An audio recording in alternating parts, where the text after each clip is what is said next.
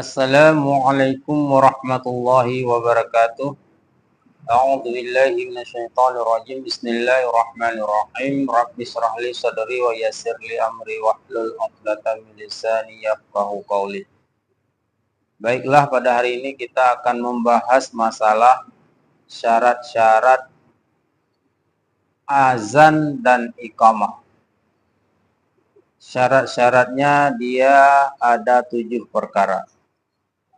Qamat, azan sama syaratnya 7 perkara. Yang pertama adalah azan itu harus dalam waktu sholat. Ketika masuk waktu sholat, di sanalah berlaku syarat ataupun berlaku azan. Nah, iqamah begitu juga dalam waktu sholat. Nah, sekarang yang kedua. Yang kedua, syarat azan dan iqamah itu haruslah tertib. Tertib. Tidak boleh terbalik-balik. Maksudnya, azan itu ada kalimahnya. Kalimahnya Allahu Akbar, Allahu Akbar. Asyhadu an la ilaha illallah. Nah, itu kalimahnya itu tidak boleh terbalik-balik. Iqamah begitu juga. Qad qamatis sholatu, qad qamatis shalah, itu pada kalimat yang setelah hayya 'alal falah. Nah, itu begitu juga tidak boleh dibalik-balik. Syaratnya harus tertib. Kemudian yang ketiga, syarat azan dan iqamah itu suaranya ketika mau berjamaah, kalau azan itu suaranya harus nyaring, besar. Disyaratkan besar dan nyaring suaranya. Dikarenakan untuk berjamaah. Tapi kalau salat sendiri, disunatkan azan juga. Namun, suaranya tidak nyaring senyaring di masjid atau di tempat orang berjamaah. Mau salat sendiri, azannya besar-besar pula. Nah, itu tidak disunatkan. Tapi lebih baik kalau salat sendiri itu azan suaranya kecil saja. Tapi lebih kecil lagi daripada iqamat. Nah, kalau suara azan itu 100% misalnya, kalau kita persentase 100% suara azan besarnya, kalau iqamah berarti 50%. Begitulah kira-kira. Jangan terlalu besar iqamah daripada azan. Ataupun sejajar, sama-sama besar. Nah, itu tidak boleh. Nah, yang disyaratkan di sini nyaring suaranya bagi azan ketika mau berjamaah, ketika hendak masuk waktu berjamaah. Jadi suaranya harus nyaring bagi yang azan. Sedangkan iqamah lebih kecil. Lebih besar suara azan dibandingkan suara iqamah. Nah, itu yang ketiga. Nah, sekarang kita masuk ke dalam syarat yang keempat, azan dan iqamah. Apa itu yang keempat? Orang yang azan itu dan yang iqamah itu tidak boleh double ataupun kolaborasi. Sekali azan 2 orang. Itu tidak boleh. Iqamah begitu juga. Jadi syaratnya azan itu dan iqamah itu harus sendiri. Sendiri. Tidak boleh berdua. Mau duet istilahnya. Kalau istilah penyanyi mau duet. Mana bisa mau duet? Azan itu syaratnya satu orang, tidak boleh lebih. Satu orang aja kadang-kadang nggak ada. Masa mau duet lagi? Iya kan? Kadang-kadang kita lihat di kampung-kampung itu. Kadang-kadang lupa pula kampung itu azan. Ataupun memang nggak ada orang azan. Seperti ada sesuatu yang ketinggalan agamanya di sana. Ataupun lagi banyak yang malas di kampung itu. Alangkah sedihnya, azan aja tidak ada yang menggantikan ataupun yang mengumandangkan. Alangkah disayangkan. Apalagi yang kita bicarakan ini azan berdua. Kalaupun ada, tidak boleh. Tidak boleh azan dua orang.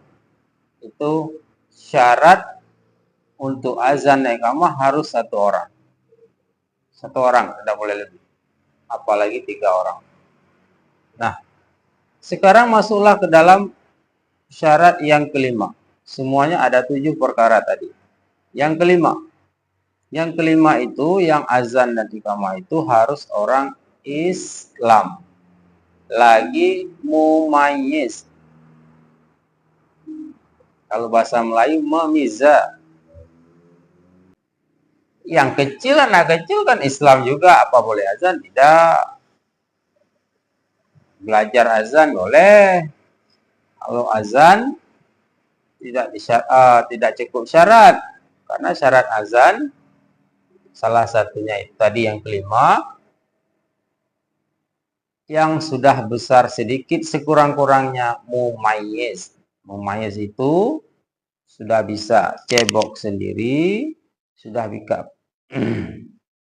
bisa makan sendiri, sudah bisa kencing sendiri, membersihkan najis. Nah, itu mumayyiz. Nah, jadi kalau dia itu sudah dikategorikan kepada mumayyiz, maka bolehlah dia untuk azan. Apakah di masjid, ataupun di musala, ataupun di tempat-tempat pengajian yang lainnya, ataupun di tempat-tempat acara yang memang ada disuruh azan dulu ketika mau acara. Jadi itulah yang membuat si mumayyiz itu boleh mengazan ketika disuruh, ataupun dia mau sendiri ataupun disuruh, itu tetap berlaku sah azannya walaupun dia masih mumayyiz. Karena syaratnya harus mumayyiz minimal. Ya, Islam lagi mumayyiz. Selanjutnya di atas mumayyiz ya lebih bagus kalau ada. Sudah balik, oh berarti sudah mantap sekali itu, sudah balik, apalagi sudah dewasa, melewati balik, karena itu lebih bagus lagi untuk azan dan iqamah. Nah, jadi yang kelima itu syarat azan dan iqamah itu apa tadi? Harus laki-laki Islam, lagi mumayyiz. Nah, sekarang yang keenam, syarat iqamah dan azan. Syarat azan dan iqamah itu ada 7. Yang kelima udah. Sekarang yang keenam. Yang keenam disyaratkan bagi yang azan itu dan iqamah itu laki-laki. Tidak boleh perempuan. Unsa tidak boleh. Laki-laki saja. Kalau bagian azan insya Allah semua bisa. Cuman iramanya aja kadang kurang irama.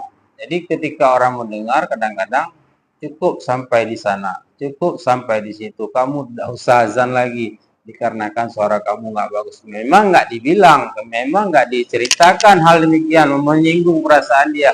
Tapi kebanyakan kalau nggak bagus suara, lebih baik